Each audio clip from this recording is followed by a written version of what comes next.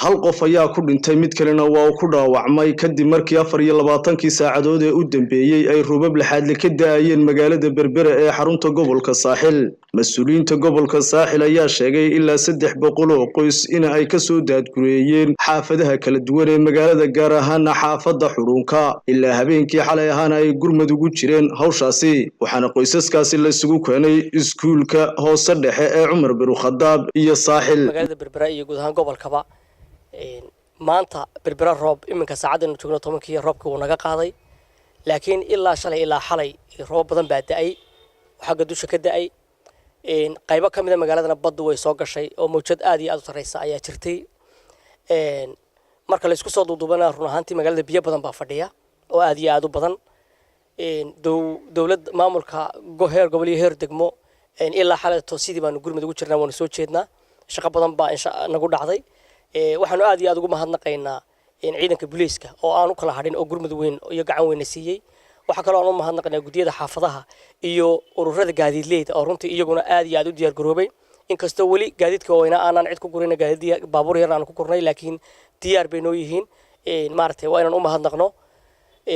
guud ahaan magaalada wax dhibaato ah kama jiraan in marka laga tagi waayo in xaafadda wada jir nin baa ku dhaawacmay meel cadiir ku soo duntay xaafadda shacabkana nin baa ku dhintay oo iminka meedkiisa yaala maxay tahay xarunta daryeelka meedka ee maxay tahay gobolka waxaanu ku jirnay daad gurayn fara badan oo dhowr meelood oo daadku ka soo galay magaalada roobka ka badda ka soo galaya ka magaalada lafteeda ku da'ay laftiisa iyo biyo badan ay magaalada lafteeda ku da'een baddiina way soo gashay laba xaafadood baa noogu daray oo xalay oo dhan